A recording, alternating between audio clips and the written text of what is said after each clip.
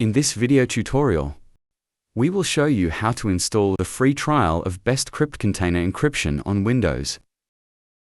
First, download the latest version of the software. From Jetico.com, go to the Download section.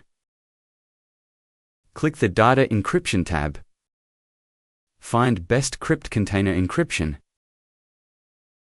and save it to your computer.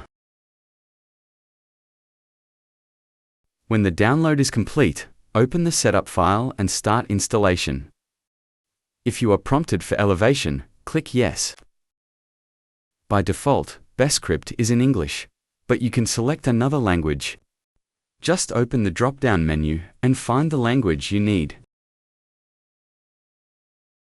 For this demonstration, we'll keep English. Read the license agreement and check the box to accept.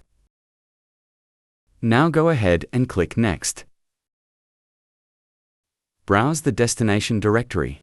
Here, we are keeping the default location for installation. Select a program folder. Here, we leave it as suggested, but you can always change it as you require. BestCrypt comes with a number of complementary add-ons. If you wish to install them, check the adjacent boxes. Here, we are only selecting BestCrypt. Now you're downloading BestCrypt for evaluation.